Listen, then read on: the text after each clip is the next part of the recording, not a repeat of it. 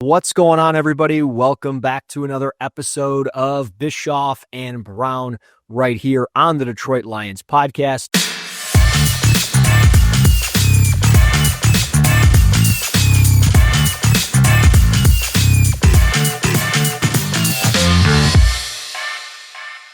He's Scott Bischoff. I'm Russ Brown. We are back. Another episode, as always, we like to do weekly here. As we count down 1 week away to the 2025 NFL draft. Scott, my man, how the hell are you? I'm eagerly awaiting next Thursday. I am. I'm good. How are you doing? I'm good. I just can't get over this.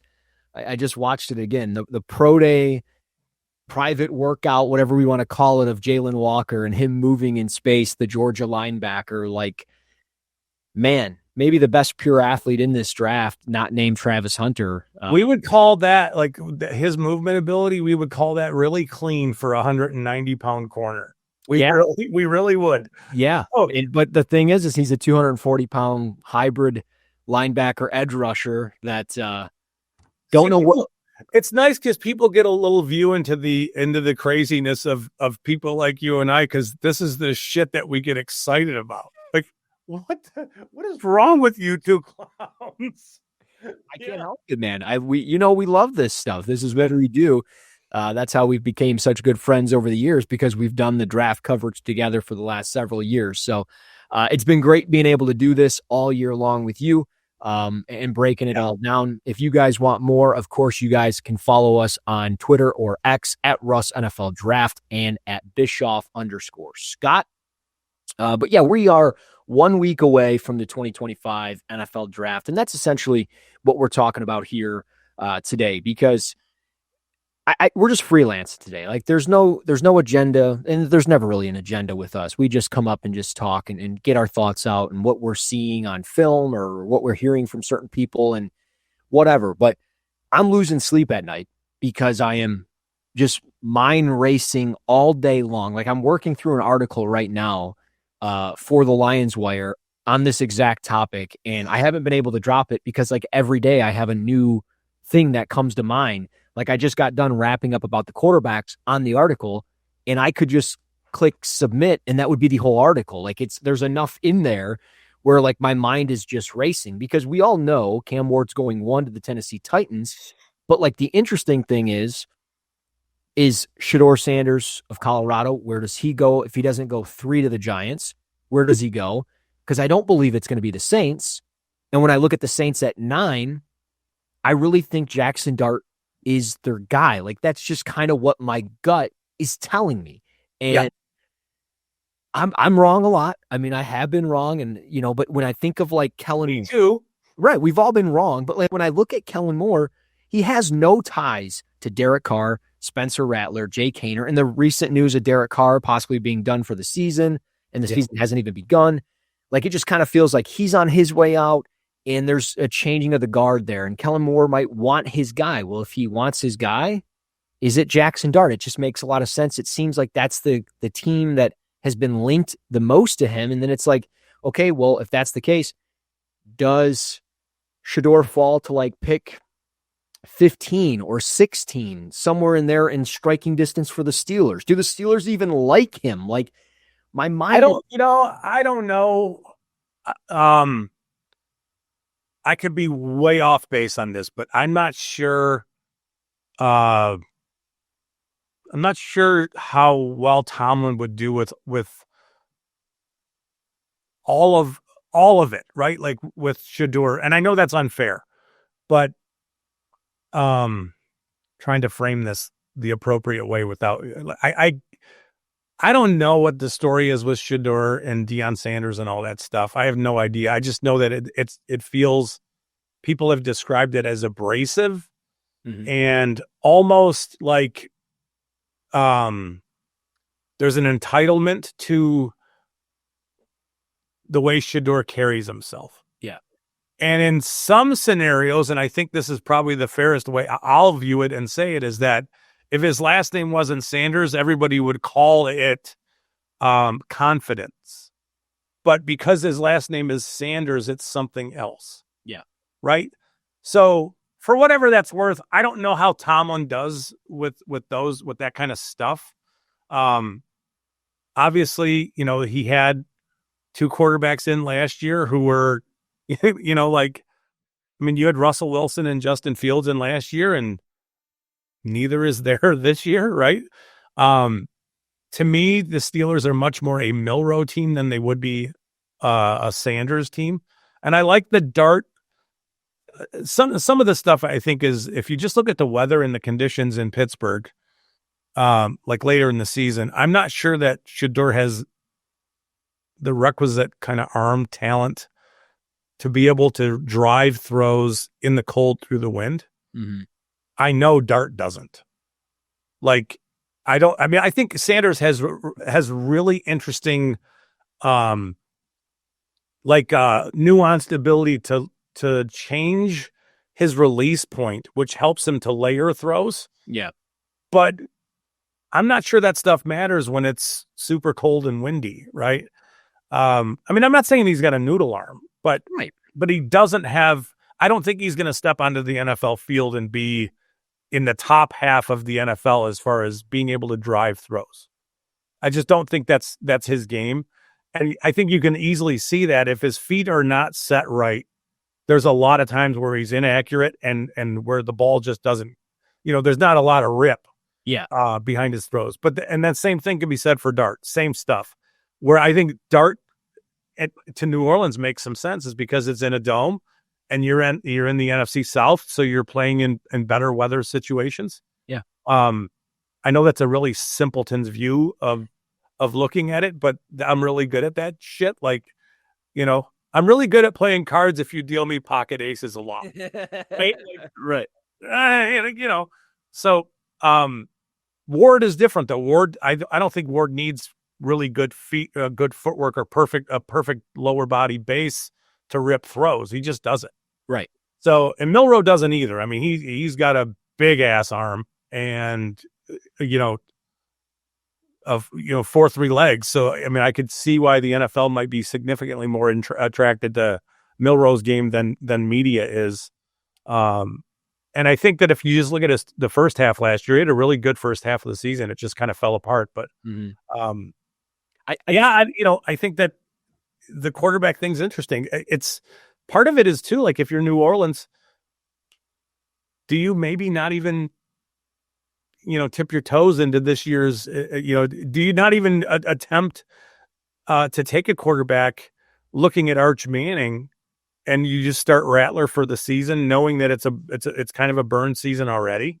Yeah. If you think of like the coaching staffs out there, the team that was the latest to the party was the Saints. They were the last ones to fire a coach, the last ones to hire a coach, and going through all the changes that they're going through.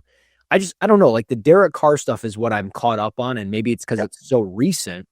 It's just like, it's a very timely injury. Like, it's just weird to me. And I just feel like when there's smoke on something like this, there's a little bit of fire, and there's speculation that Derek Carr got wind of the fact that maybe the Saints were sniffing around quarterbacks. And it's like, well, if that's what Kellen Moore wants, and he's a former quarterback, he knows how to evaluate the position and he knows what he's looking for.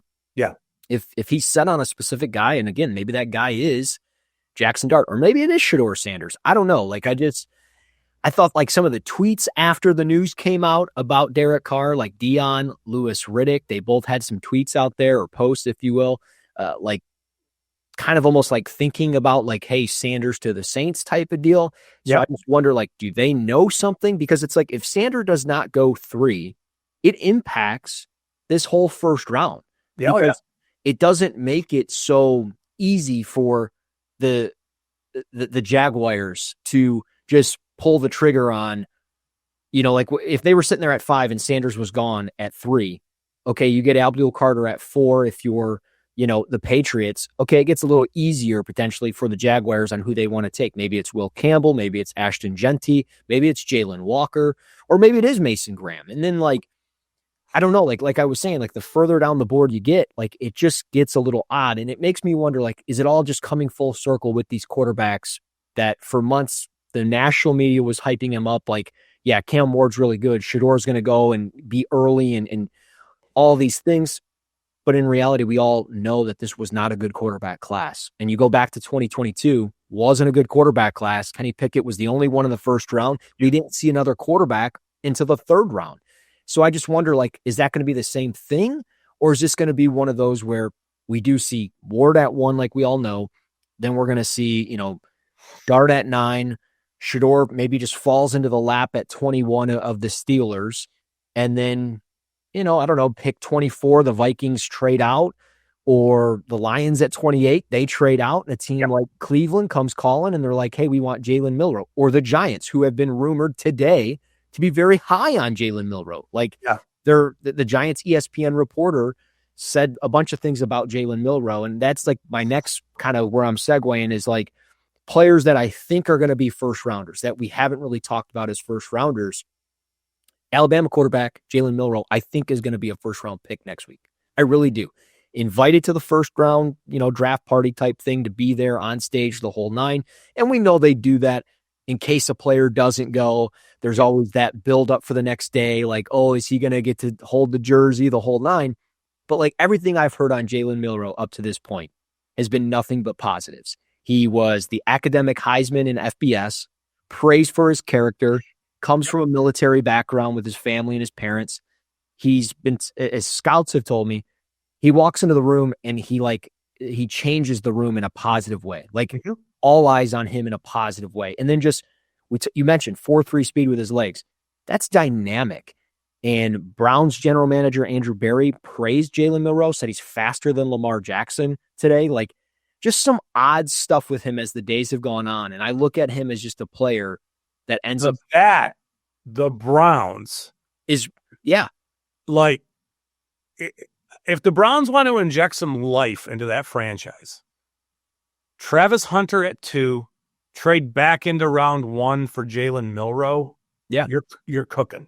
Yeah, and their offensive coordinator is the former Alabama OC Tommy Rees. So like, there's a connection, with Jaylen Milroe, and maybe they haven't done like a bunch of private visits or top 30 visits or whatever you want to say with Jaylen Milroe. That's fine. Tommy Rees knows him. He knows what he's getting out of him. Why waste a visit when you know him? You got him on speed dial, probably. You know what I mean? Like, there's no need to bring him in. You know what you're getting. So I wonder, like, he's going to go in, and I'm starting to begin to think like there's going to be 3-4 quarterbacks going in this first round, when in reality, I thought, okay, we might only see 2, maybe 3. I'm starting to believe we're going to see 3 or 4.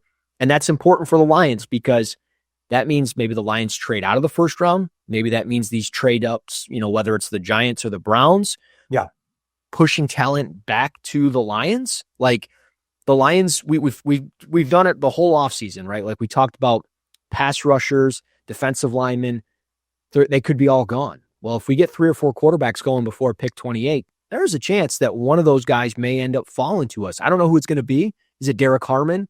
Is it Donovan Ezaraku, who you've sold me on 100%? I would love to see him here.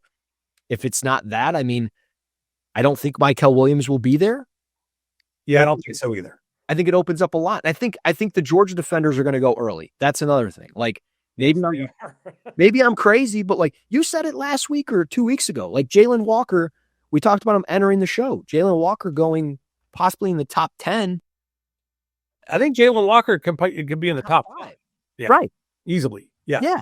And I don't think enough people are talking about that. So it's so crazy to me. And then like with the Malachi Starks, like we all know I'm a huge fan of him. If he goes in the top 15, like where does it make sense? I think the Bears make a lot of sense at 10. I think Miami makes a lot of sense at 13 with what's going on there. Yeah. And whoa, what a dumpster fire the Miami Dolphins are. I mean, losing, they're going to trade away Jalen Ramsey. They've lost a bunch of team captains over the last, 2 seasons. Tyreek Hill wants out of there. Like just a ton of distractions and a bunch of needs. Teron Armstead's gone. And like, they might not even get one of the top 3 tackles.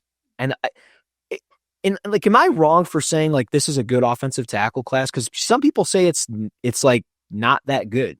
And I'm like, well, I think there's 4 players that are top 20 worthy. Josh Simmons, Donovan, Armand Membo, Kelvin Banks, and Will Campbell. Like, am I Yeah. crazy for thinking that those 4 guys are top 20 picks? I don't think so at all, but I think there's this, it's confusing, I guess, in some ways, but it's just how, I guess, this stuff is thought about. The arm length thing for Campbell and Banks might make them guards, but you know, I think if you can move your feet, you can mitigate arm length, right?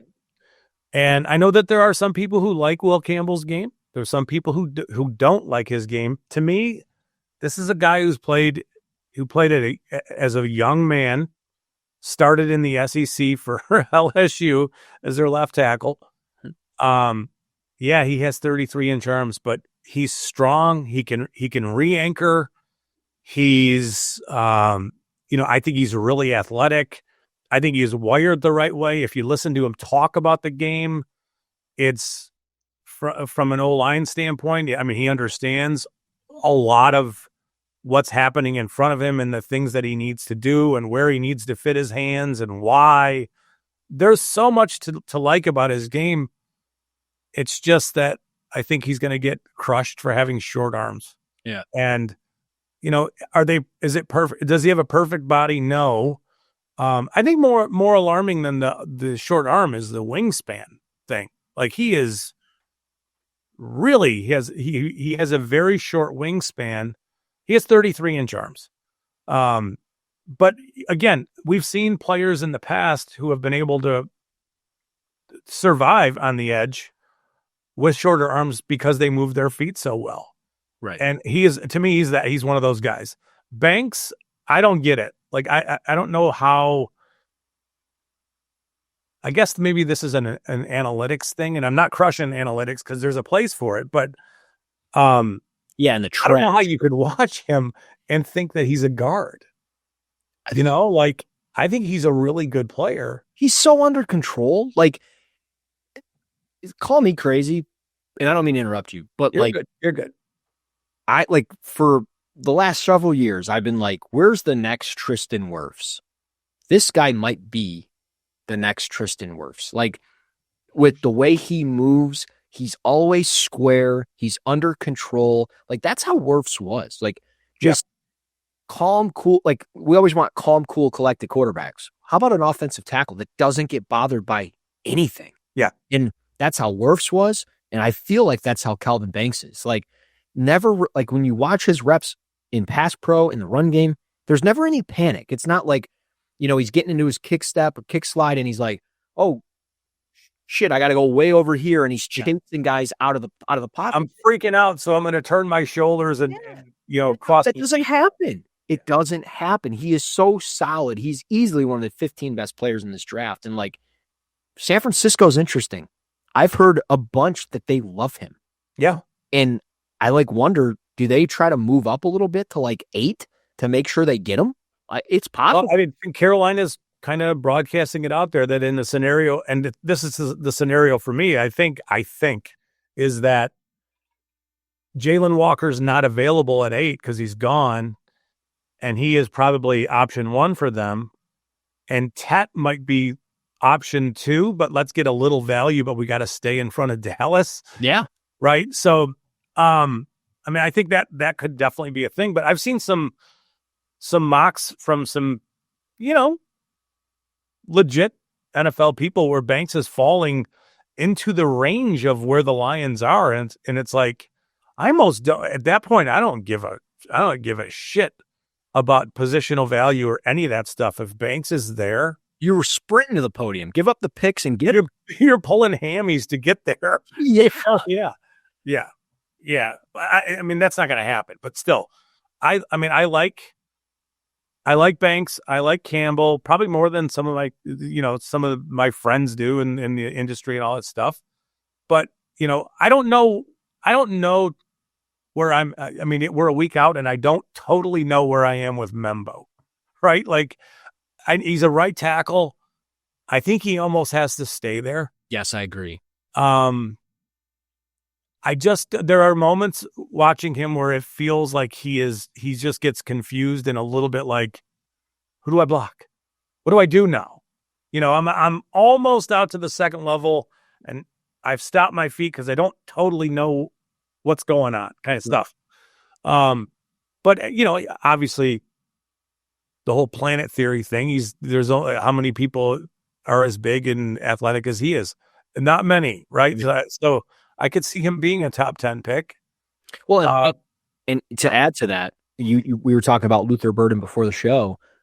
And obviously you can add your Luther Burden thoughts if you'd like, but as we freelance here on a Thursday, you look at Missouri's offense. Membo might have been asked to do some really odd things in that offense because schematically, some of the shit they do makes zero sense. Yeah. So like Membo might have been like, hey, you're going to hitch the back, or you're going to, hinge block the backside, but then you got to pull and do that. And like, there's just some random stuff that they're asking. It's almost like he's got options, right? And like he's running an RPO and blocking. Yeah. And it's like, what the hell are we doing? Like block down, and decimate that guy. So yeah, that is what it feels like. It's like, all right, I got to hinge and take this guy, but he's not there. So now I got to go find somebody, but the guy I wanted to find is not there. And I don't know who to block, and I'm not saying it's necessarily his fault. You could be right. The Missouri offense is weird. I don't totally know what to make of him, but I would also, just from an athletic standpoint, I could see him going early, but I do think he's a right tackle. Simmons is a really interesting. Yes, he is an interesting player. I think he'd be super polarizing for some teams.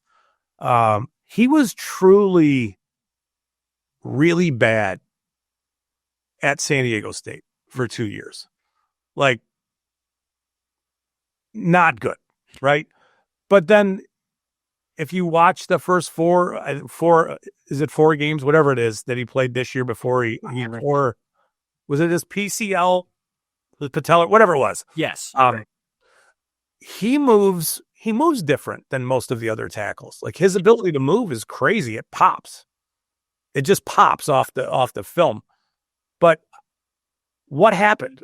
How can you look so bad at a lesser program and then look like that for a short stretch at Ohio State? And then how much credit do you give to him for having that short stretch of play? Yeah.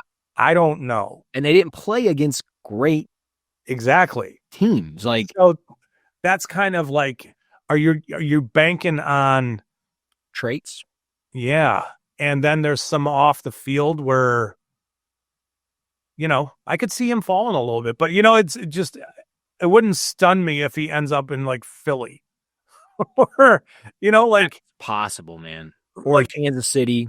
Yeah. Like, they're just going to stumble into this guy and he'll sit behind. In Kansas City, I think he'd play right away, but in Philly, he'd sit for a year and then maybe take over, as a right tackle for Lane Johnson. And it feels like that's the kind of thing Philly might pull off, but I don't know. He'd be a really, really, I would love to just be a fly on the wall in a smart draft room where they have a long conversation about Simmons's game and situation and how they're going to handle it. Yeah. It'd be a fascinating listen. It really would be. It would be. And I'm really intrigued with what teams think of Nick Amanawari from South Carolina. Yeah. I mean, we've been over this a million times, I feel like, compared to Malachi Starks. And I think everybody knows that you and I are on the Starks train, but like, it's just constant. Every national mock draft that you read, Nick Amanawari is in the first round. So I'm sold that he's going in the first round. Mm-hmm. It's just like, where is he going? I land on Washington every time I get done with one, but I don't know why. Like, I get he's a great athlete, but that guy can't tackle. He cannot tackle. Like, it's just not consistent enough for me to be like, yeah, that's a first round safety I'm going to draft. Because like, if he's missing in the alley, good luck. That's your last defender right there. Yeah. And then if you deploy him,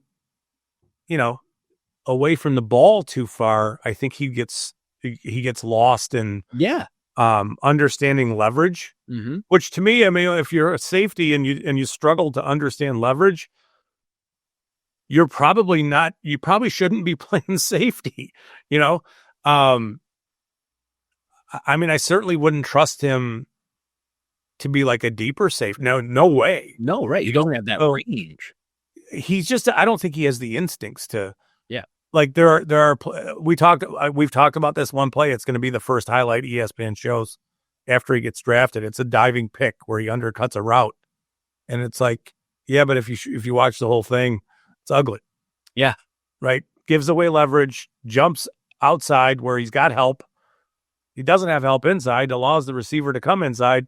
And it's just like, there's so much bad there.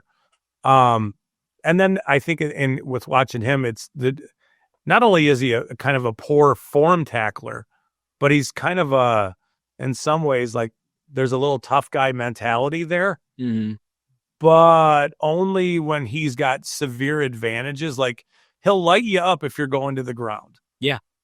Or if you're not looking, he'll hit you, but he's not going to square you up like you said, in the alley. He's not going to do that. Right. So there's a lot in his game where I'm like, yeah, it'd be great for him to go in front of 28. That's a player I know the Lions won't be all that interested in, even with some safety needs. Yeah. He just doesn't fit them. So anybody who goes in front of 28 that pushes a player who might really fit the Lions, I think is a good thing. I'm with you 100%. Well, speaking of safeties, I know you said you were watching a particular safety, as I was as well. The safety that you were watching was Penn State's Kelvin Winston. So I'm curious, as we're a week away, for Lions fans out there, what should we know about Kelvin Winston, or what do you think of Kelvin Winston? Well, I like him a lot. I think he needs time, to play. He missed virtually the entire 2024 season with a knee. I think it's a knee injury. He played like 2 games, whatever it was, and he missed the majority of the season. So you go back to the film from 2023 or 2024. I don't even know what year it is. It's crazy, but like that guy has NFL size for a safety. He's 6'1.5". He's 215. There are no limitations with his movement ability. So we're not talking about a guy who's going to run, poorly or test poorly. Or at least it doesn't look like that way on film. If he's coming forward, he's making plays. Period. He is a phenomenal tackler. Not necessarily. I mean, it's not that he'll light you up, he'll hit you, but generally speaking, the way he wraps up and his technique is really, really good. Phenomenal tackler. There's no shying away from contact, none of that stuff. To me, this is he's more of a box safety with plus athleticism, because you want him playing physically with his size and making plays against the run. You want him doing all those things. So in a perfect world, I think he is a box safety, an extra player against the run. I think he can cover running backs. I think he can cover tight ends. He can do all that stuff. The issues I think that are present in his game come when he's further away from the ball, where he might, I don't want to say be struggling, but there are some route concepts that I think fool him. So, the Lions have a situation where they have a deep safety in Kirby Joseph. They have a very versatile player in Brian Branch, and a guy like Winston would step in. And I'm talking about somewhere in round 2. So I'm not saying anything before that. But this is a guy who would be a in the box kind of player who would give you lots of playmaking and lots of stability, with his ability just to tackle and run. And, I like those things, especially if you are going to play him in the box as an extra defender against again, running back routes, tight end routes. He's big enough. He's physical enough to do all those things. Again, really good tackler. He's one of these guys where I'm curious to see where he goes. I think he'll be in mid to late round 2 range. He might even be there at 60 for the Lions if the Lions make that selection. Really good, sound football player. Yeah. He's a fun one, man. And I think the Lions have been linked to him a little bit throughout the draft process. So I'll be very curious if they end up kind of taking him at 60, because there's a huge, gap between 60 and 102 when they pick again, unless of course they trade back from 28 to 33 or 34. And it gets really interesting there. But yeah, the safety that I had, oddly enough, we both kind of watched these day 2, maybe day 3 safeties. I was watching Arkansas safety Jaden Johnson, and he really stood out. I mean, 6'2", 205. He's physical in the run game. He gets downhill in a hurry. He had 57 tackles this past year and 5 pass breakups. Ran a 4.65 40, so he doesn't have blazing speed. But if you're looking for kind of that overhang, run the alley, box safety type guy, which I think the Lions may want, I think Johnson could be that guy.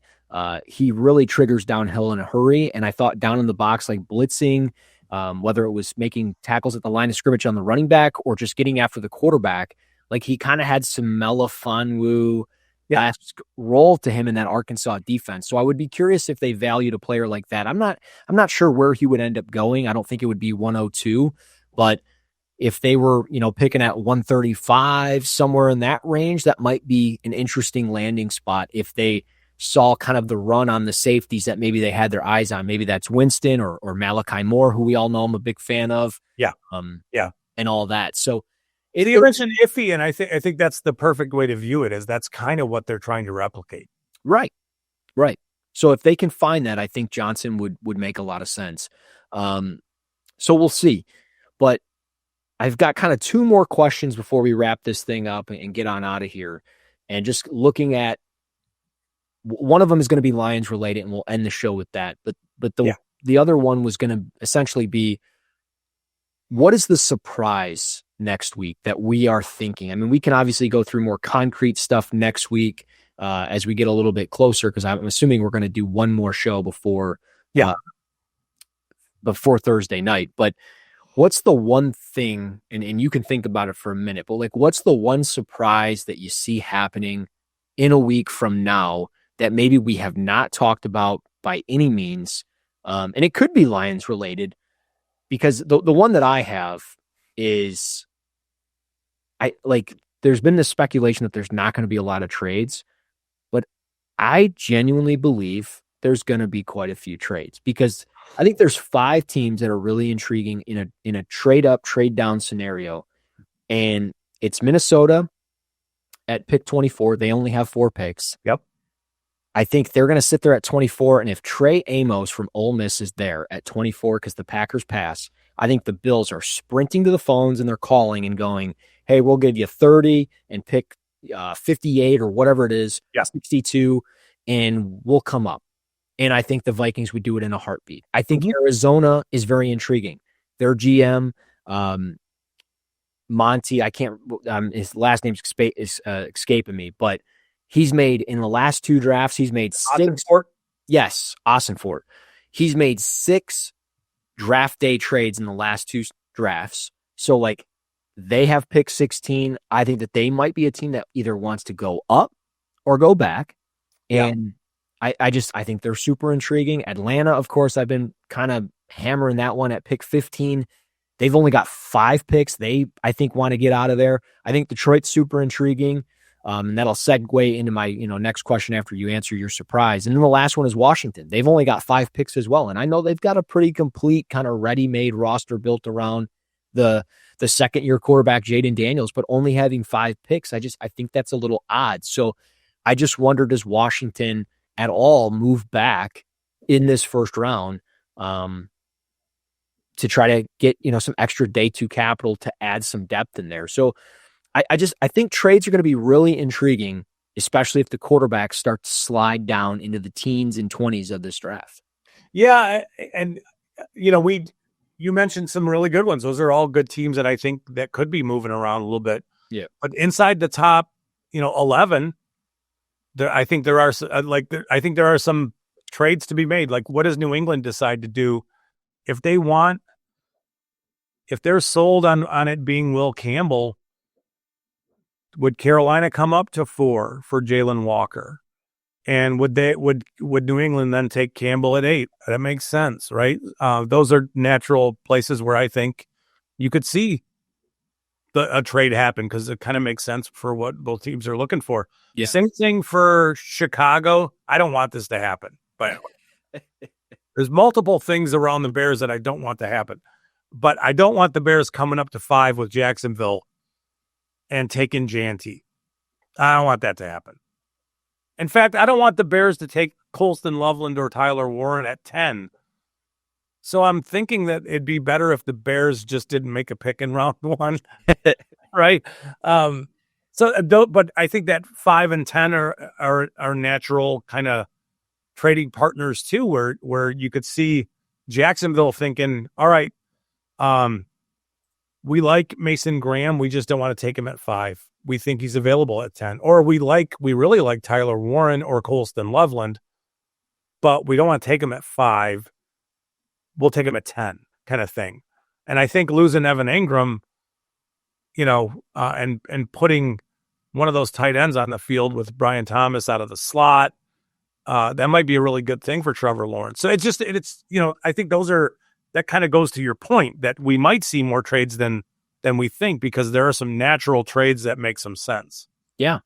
Well, and I'm glad you mentioned Chicago, because they've got the capital to make it happen. They've got pick 10, 39, 41, 72. Those are some very good picks. And it's good picks for them to keep as well, to build around what they're trying to build there. So it would make sense if they stayed. But to your point, if they feel like Ashton Genty is their number 1 player and he's there at 5, how do you not offer up 10 and 39 and maybe even 72? I don't know. Whatever it costs. Yeah. Right. Yeah. And you go up and you get your guy. And I get it. It's a running back in the first round. But if that's the thing that completes your roster, it makes a lot of sense. But Jacksonville, they got a ton of capital too. They might look at this and say, and I'm just going back to what I heard going into the Senior Bowl before the firings all started happening in Jacksonville. But I had heard that they really liked Ashton Genty. Yeah. And, Janty is, if we want to put on the tinfoil hat, I think Janty should be available to any team picking after pick 2. I know that's nuts because Abdul Carter is there, but I could see the Giant. Yeah, I could see Shane making, kind of trying to remedy a wrong. We let Barkley go, and that, while probably was the right football decision to make for them for where they are, we're going to pacify the owner here. Just think about it from a Giants lens and their fans. You take Janty at 3 and you trade back into round 1 for Shedeur Sanders, and it suddenly looks like, oh, okay, well, you have some exciting pieces there now. Yeah. I could see that being a thing. I also know that it sounds nuts what I just said, because Abdul Carter's slipping to 4 at that point, right? Yeah. But it's the NFL draft. Stuff happens, Yeah, but Abdul could still slip if they didn't go Janty and they went Shedeur Sanders. That sounds crazy too, but it also sounds crazy to take Abdul Carter if you're the Giants. I don't think people remember, but they gave a serious amount of money to Chauncey Golston, who was on the Cowboys. They've got Golston, Burns, Kayvon Thibodeau.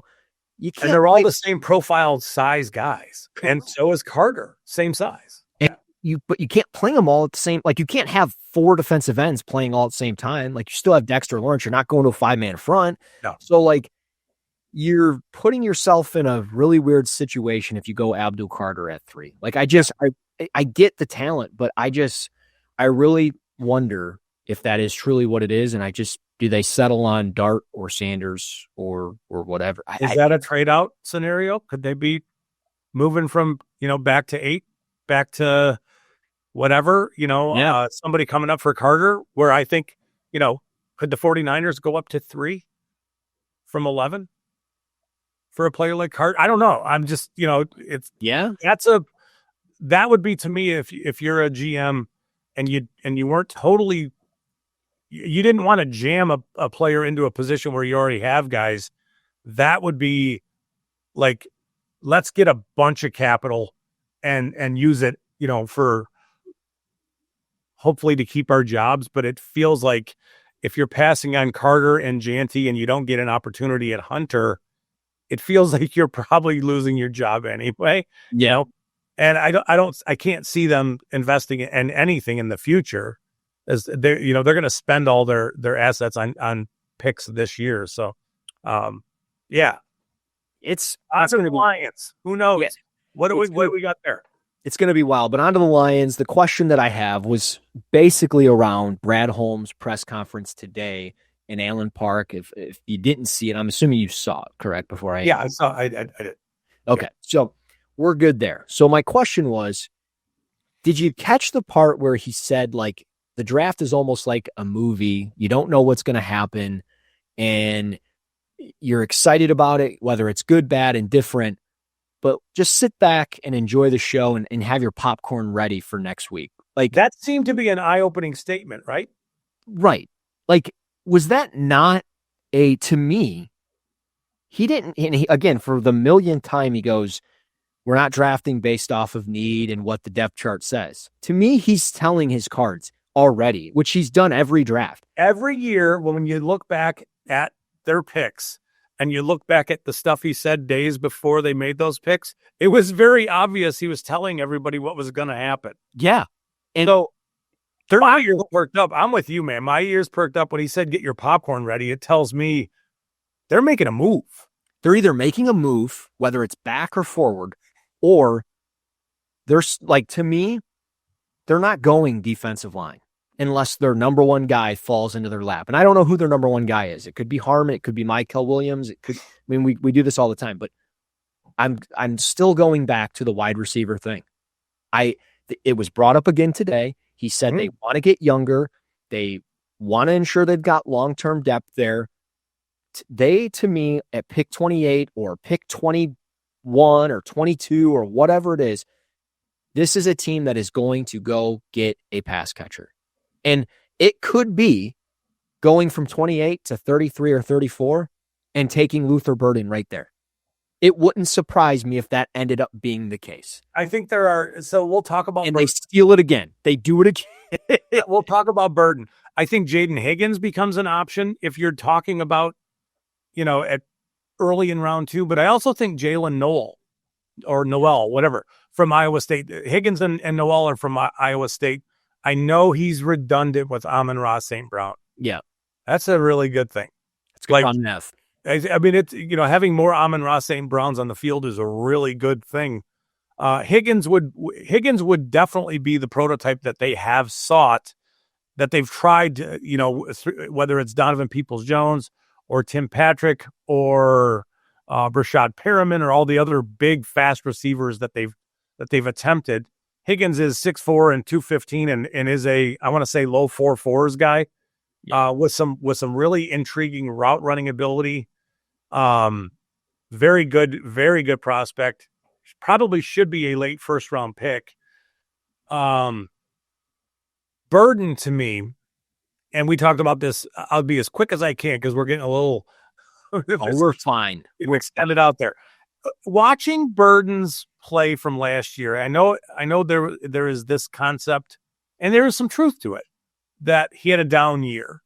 To me, there were times watching him where I don't want to say he looked like he had bad body language, but it was almost like out of either frustration or almost apathy around what was going on there. But watching their quarterback miss him and I'm not talking about screens and the short stuff, because we all know that's what he's been pegged as. But the amount of times that their quarterback missed him deep and missed him by yards, not just a little bit, but like that pass was overthrown by like 7-10 yards, the 5 yards, whatever it was. I would think that there were hundreds of yards left on the field, multiple touchdowns left on the field on these long vertical shots, right? Yep. Well, if you hit some of them, all of a sudden we're not talking about Burden being just a gadget kind of guy. It's just the problem is that when a lot of people watch the film, I hope this doesn't sound bad, but when a lot of people watch, they're not watching the misses. No. a lot of people aren't seeing those. They're seeing all the catches he makes and how they're all kind of close to the line of scrimmage, but not necessarily seeing the route running and how wide open he is behind the defense. There's a lot of that there where it's like, if you just watch all of his routes, there are times when he is wide ass open and the quarterback just can't get him the ball. Now, I don't love the idea of bad body language and all that stuff, but I get it. And, so to me, this is a guy that I think the entire draft media complex probably has overthought a little bit too much. Yeah. He's been on the radar too long. And this happens all the time. I mean, it happened with Marvin Harrison Jr. last year. It's currently happening with Tet too. So if you're telling me that the Lions covet Burden's game, I'm all in on Burden, because I think he's big enough at 205 or 210 pounds, whatever he is. He's seriously explosive. He's fast. It's another weapon for their offense. Yeah. I mean, yeah. It's just interesting how Brad Holmes phrased it, and they continue to get asked about receivers and their answers have not changed. And I just get your popcorn ready. I think of Terrell Owens saying that back in the day. And I just wonder, what's going to happen? What is going to happen? Yeah. And I mean, I took it as on Friday morning or whatever it is, we might be looking at a sizable trade up from them to come and get, one of these, like a premier edge player. And it might be, he was telling us to get the popcorn ready because he was telling us he was making a move. What if they traded for Tet McMillan? Okay. I mean, that's never been discussed yet. And maybe that's something we do a little bit next week. Maybe we do a little side episode or something and talk about it. But it's never been discussed, because if he does start to fall a little bit. Yeah. I don't love that with Goff, though. I don't either, but that's the prototypical big receiver that they've been kind of lacking, they've been swinging and missing on and kind of hitting on, but at the same time, profile for sure. I think when I'm thinking about the big edge guys, I'm thinking all right, Shamar Stewart, right? Put him in that defense and ask him to develop while he's really good against the run already. Yeah. Like that. Yeah. Or, I don't love Michael Williams' game, but I value that the NFL does. So, something like that, but yeah. It's going to be crazy, man. It really is. 1 week away, I had to get some of these thoughts out of my head and talk a little Lions and the Brad Holmes stuff. Because it's been pretty quiet on our front, knock on wood, which is a good problem to have. But I just wanted to, do a random draft show, talk a little draft, because we've been so Lions focused, which I get. We're a Detroit Lions podcast, but I wanted to tie it all in because I think it's all going to impact what happens at 28 or at pick 24, 25 within striking distance. So we'll see what happens. You got anything left to add? Nope. We'll be back. We'll record one early next week. That way it's out, so people can watch. Maybe we'll try to do Monday night if that works for you. Yeah. Or Tuesday early enough where maybe we'll get it out on Wednesday, and that'll be kind of where we end up with things. We'll figure it out. That we will. We will figure it out. In the meantime, you guys can rate, review, and subscribe to the Detroit Lions podcast on YouTube, Apple Podcasts, Spotify, and all other podcast platforms. And like I said, to start the show, you can find us on Twitter or X at Russ NFL Draft and at Bischoff_Scott. So like he said, we'll be back next week. We're a week away from the draft. He's Scott Bischoff. I'm Russ Brown. This has been Bischoff and Brown right here on the Detroit Lions podcast.